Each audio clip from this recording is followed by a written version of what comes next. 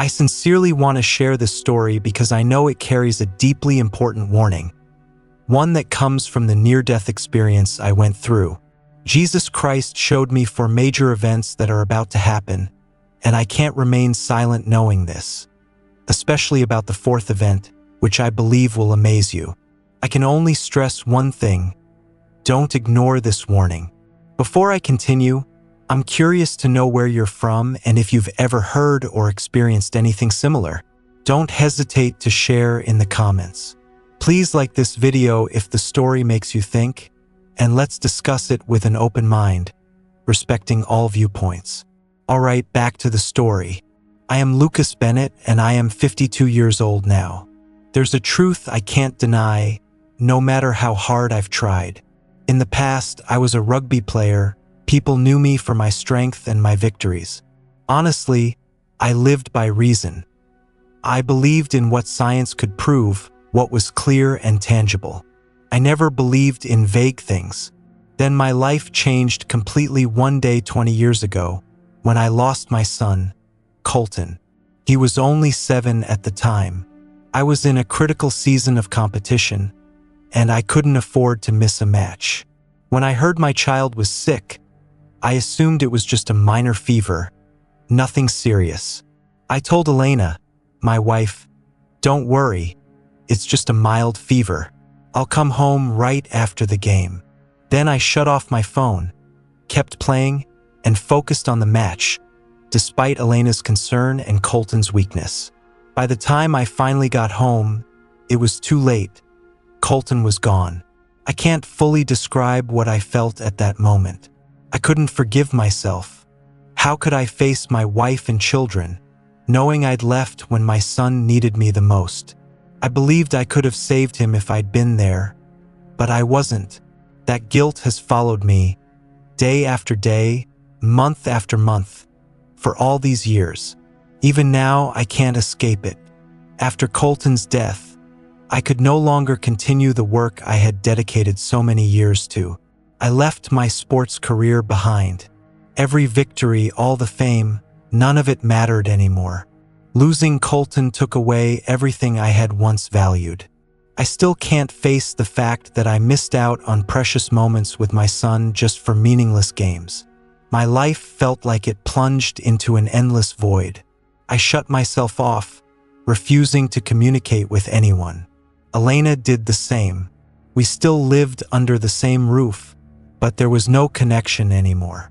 Our feelings gradually faded, not from lack of love, but from a grief so overwhelming we couldn't share it. We each locked every door to our hearts, sinking into sadness and disappointment.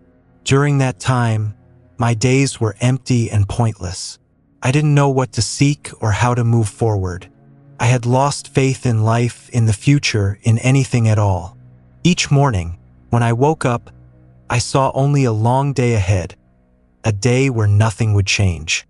Then, on August 2nd, 2023, when it felt like everything had lost its meaning, I decided to do something I'd neglected for ages: fix the roof myself. I assumed it was an unimportant, simple job. I never imagined that decision would change my entire life. While standing on the rooftop, I made one wrong step and slipped. The moment I hit the ground was just a sudden jolt, and then everything faded. Darkness consumed me. Absolute silence, as if everything had instantly ceased. There was no more pain, no more sound. The entire world vanished. I felt nothing at all. Only darkness, emptiness.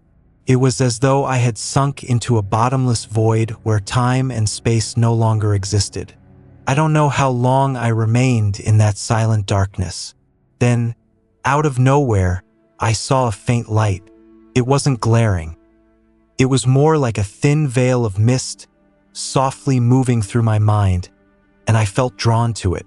I can't describe that light in ordinary words. It wasn't white or yellow like usual. It felt warm and transparent, like gentle dawn, yet it held an unending sense of peace. I moved closer, and as I did, the light grew brighter, though never harsh. It washed over me like a wave, carrying away the pain and anxieties I'd been harboring for so long. Suddenly, I realized I was no longer afraid. Every worry and sorrow seemed to dissolve. I'd never felt such absolute serenity in my life, like I was merging with the calm of the universe itself. Around me, I heard soft sounds, though I couldn't say if it was music or speaking. They felt like whispers of comfort, assuring me I wasn't alone. Those sounds were like an unspoken lullaby, exactly what I needed. Here, everything was peaceful and warm. I felt like I'd come home, as though I'd found my true place. In that radiance, I sensed something shifting around me. It began as a hazy shape, like mist evaporating before dawn, slowly becoming clearer. My heart skipped a beat because I recognized it. It was Colton, my son. But he wasn't the frail, sickly 7-year-old I'd lost. He stood before me, perfect, glowing, and free from every pain, like he'd been reborn in his best form. He was strong and at peace. I couldn't hold back my tears. He looked at me with clear eyes and no sign of anger. This was my son, the little boy I'd missed so desperately. Yet now he was more like an angel standing in the light. My heart raced as I moved closer, unable to believe I was standing face to face with him again. I hugged him, never wanting to let go, as though time itself had stopped and I no longer had to suffer. Then his voice, gentle but filled with a compassion I'd never dared hope for, broke the silence. "Dad, please don't be sad anymore. I'm not upset with you, Dad.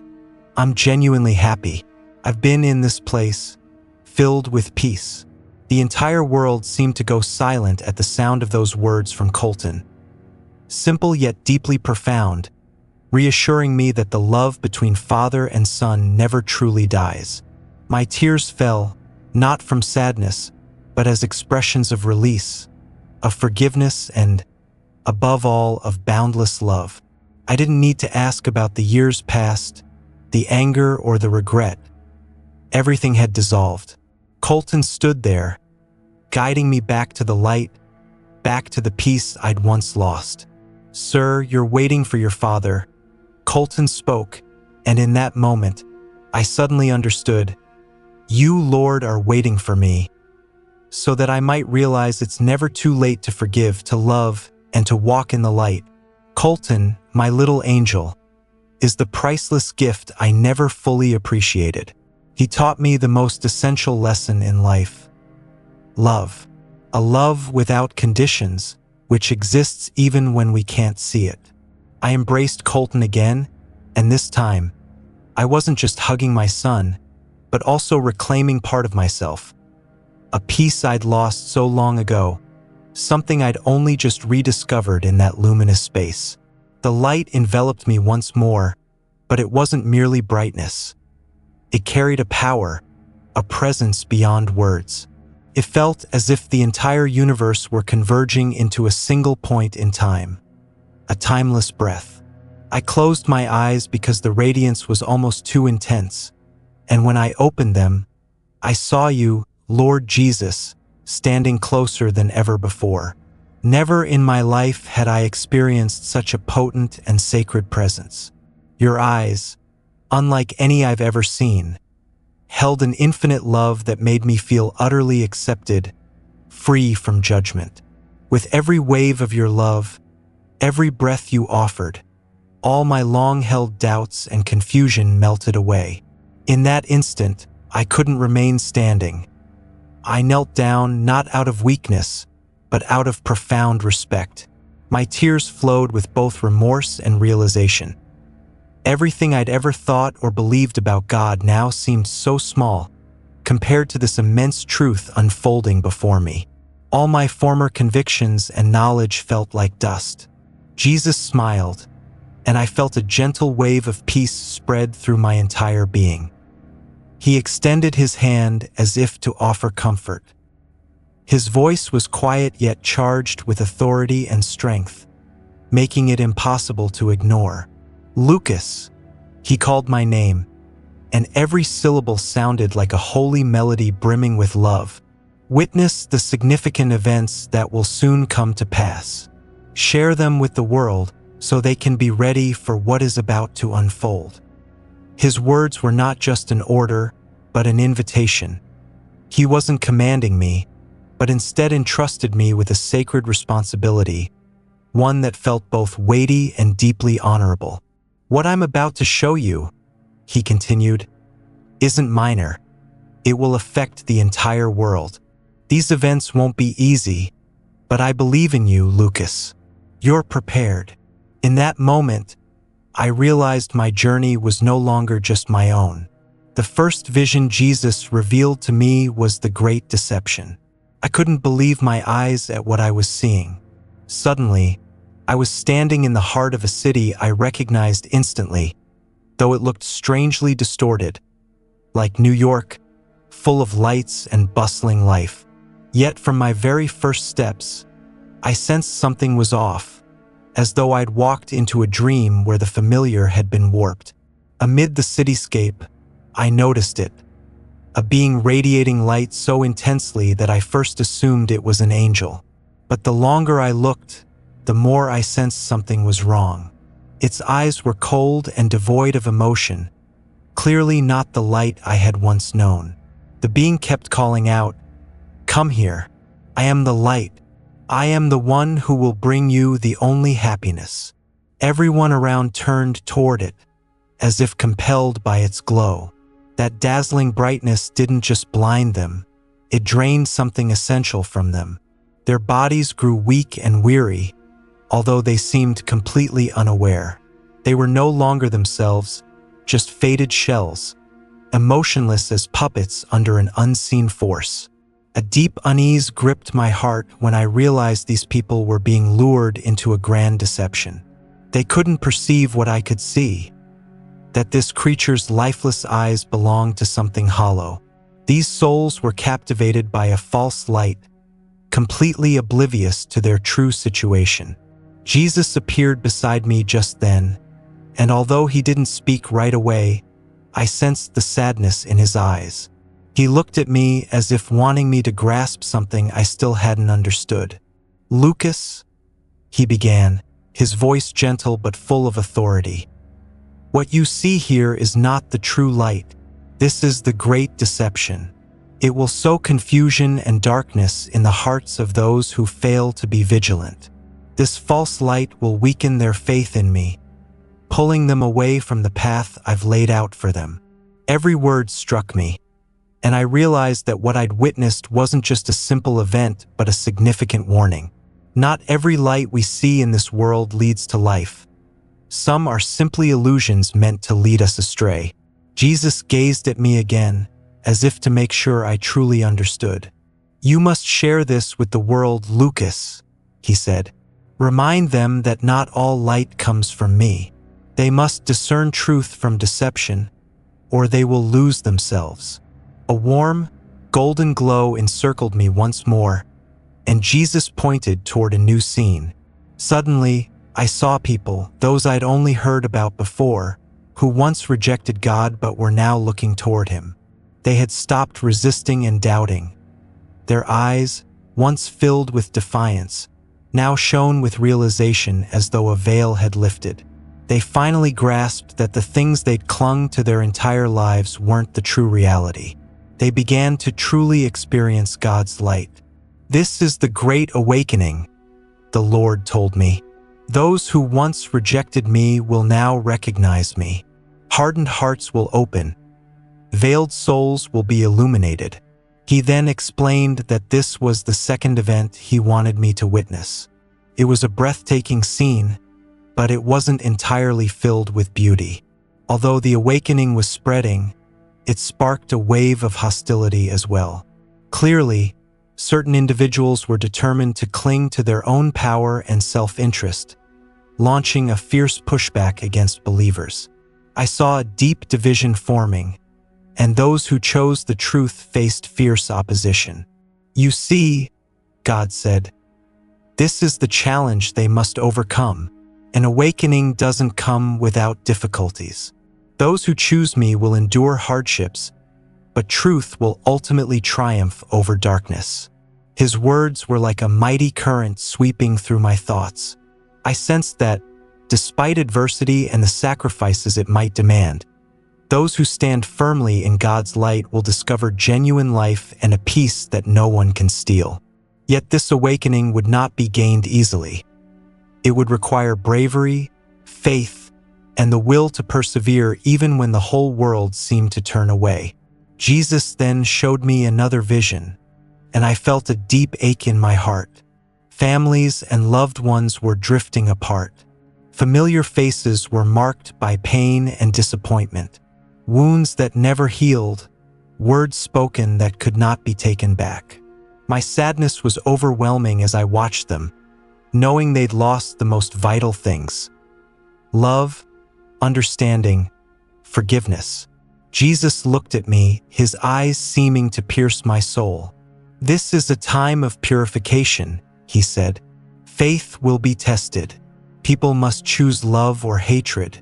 These families must learn to forgive and to view each other through eyes of compassion." Then I witnessed a transformation, as though by a miracle.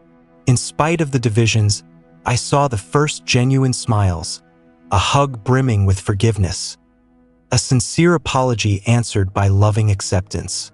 Little by little, families were coming together again. Though not perfect, they'd opened their hearts toward each other, recognizing that only love and forgiveness can heal what was broken. But Jesus looked at me with a sense of urgency. "This window is brief," he warned. "Not everyone will choose this path, but those who do will overcome hardships and find unity and peace." At that point, it became clearer than ever that time is limited. We have only one chance to change, to begin anew. Opportunities for healing are rare and must be seized by those who can face reality and extend forgiveness. God had shown me that the real struggle might be within ourselves, and it's up to us to decide if we can overcome it. But if we learn to open our hearts to love and forgiveness, then surely we will find our path. Finally, Jesus led me to a place I never imagined I'd be. The light there wasn't as soft or comforting as before. Instead, it was like a sacred flame radiating from him. Within this brightness, I saw the most astounding sight: the return of Jesus Christ. He stood amidst great clouds, surrounded by a presence too vast to describe. It was as though time stopped, and simultaneously, everything was in motion. People from everywhere and every era stood before him. Faces I knew, faces I'd never seen, all gathered together. There was a stark division. Jesus gazed at each person with an expression that was unmistakable. For the righteous, his eyes were filled with love, forgiveness, and profound joy. For those who had turned away, his gaze carried sorrow and regret, as though mourning a chance forever lost. The atmosphere was heavy, as if the entire world held its breath, awaiting the final decision. "This is the moment of decision," he said, his voice calm yet imbued with immense power. "Those who have persevered and remained faithful will receive their just reward. But those who have rejected my light will face the darkness they have chosen." Yet even in his stern gaze, there was compassion, a reminder that no one is perfect and that the opportunity to change is always offered. Jesus then turned to me, his eyes filled with peace. "Remember this," he said. "For those who endure to the end, there will be eternal life. They will be welcomed into my kingdom, where suffering and tears no longer exist, only pure, unending joy." His words were a reassuring promise, reminding me that while life may bring trials and challenges, unwavering faith and love will make everything worthwhile in the end. In those final moments, he revealed that hope and faithfulness are the most precious gifts we can hold on to. They are the keys to eternity. As the light began to dim, I felt a strange pull, a sensation of movement beyond my control. The world around me grew silent, with only Jesus' voice echoing in the stillness, gentle yet powerful. His gaze met mine again, penetrating deep into my soul. "The world is entering an unprecedented era," he said, each word clear and unforgettable. Though the weight of his warning was heavy, it also carried a glimmer of hope. "I am always with those who believe in me. Amid the trials and chaos, find peace in me and wait for me." His words painted a path before me, a path that, while challenging, would lead to truth and eternal life. As the vision faded, a profound peace settled in my heart, a peace unlike anything I had ever experienced. I realized that I was never alone. Jesus was always by my side, offering an endless love that words could not fully capture. Then, I felt a force pulling me back, away from that heavenly place. It was both vague and certain. I didn't want to leave, yet I knew I had no choice. The peace, the light, and the overwhelming love seemed like a thread drawing me back to the world I had left behind. When I opened my eyes, I was in a hospital bed. Pain surged through my body, but it was quickly overshadowed by the sight of Elena rushing toward me, her face etched with fear and relief. She hugged me tightly, tears streaming down her face. Thank you for coming back," she whispered repeatedly. "I couldn't bear to lose you." We held each other for what felt like an eternity, the weight of past misunderstandings melting away. In that moment, nothing else mattered but being together. Later, the doctors explained that my survival was nothing short of miraculous. I had been clinically dead for 13 minutes, and my chances of recovery had been slim. As they spoke, I glanced at Elena, silently acknowledging that my return was indeed a miracle. Though the peace of heaven lingered in my soul, the reality of life began to dull its clarity. When I tried to tell Elena about what I had experienced, she dismissed it as hallucinations caused by trauma. I didn't blame her. How could I explain something so far beyond human understanding? More importantly, I didn't want to bring up Colton and reopen old wounds. Day by day, life returned to a semblance of normalcy. My physical wounds healed, and Elena and I rediscovered small joys together. We laughed, talked, and shared moments that had once seemed insignificant. Yet, the vivid memories of Jesus' words and the visions I had witnessed began to fade, swept away by the mundane rhythm of daily life. A part of me, once so determined to share my story, began to forget that mission. I felt as though I had lost a vital part of myself, a responsibility entrusted to me by God. I often questioned whether I was truly ready to share this message with the world or if I was simply clinging to the fragile piece Elena and I had rebuilt. But as the winter slowly gave way to a new year, I experienced a dream that I could never forget, a dream that reignited everything I had tried to set aside. On that silent night, as a gentle breeze blew through the window, I saw Colton standing under a soft golden light, warm and radiant, as if the entire universe had paused, waiting for something extraordinary. Colton looked at me, his eyes sparkling with a familiar glow and a gentle smile that could only belong to an angel. Then, with a voice both gentle and firm, he said, "Father, it's time. You must tell everyone." I woke abruptly, my heart pounding as though I had just run a marathon. Tears blurred my vision, and a heavy, choking feeling rose in my chest. It wasn't just a dream. I knew it was a message, a call I couldn't ignore. This wasn't my imagination. It was a reminder, a sign from above, urging me to step forward and share my story. Yet in my heart, I felt a lingering fear. Could I do this? Could I disrupt the peaceful world that Elena and I had built to carry out the mission God had entrusted to me? The next night, as the clock struck 3 a.m., my phone rang, breaking the silence of the dark night. I picked it up, puzzled by the unfamiliar number. On the other end, there was no voice, just a soft, heavenly melody. It wasn't a song I knew, but it carried a warmth and comfort that felt like waves from heaven itself. The sound seemed to transport me to a place beyond worries and struggles, a realm of peace where time stood still. That melody, so familiar yet otherworldly, stirred something deep within me. I didn't need to ask or analyze. I knew in my soul it was a reminder from God. It was as though He was speaking directly to me, urging me not to falter. "Keep going, my child. Do not stop." The message was clear. When the melody faded and the phone went silent, I sat there, tears streaming down my face, filled with a strange peace. I knew then that my journey was far from over. After that night, I could no longer remain silent. The feelings within me were no longer just an urge.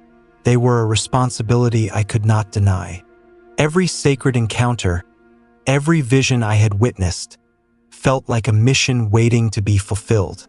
I began writing down everything, every detail, every emotion, with sincerity, wanting to preserve the essence of those divine moments.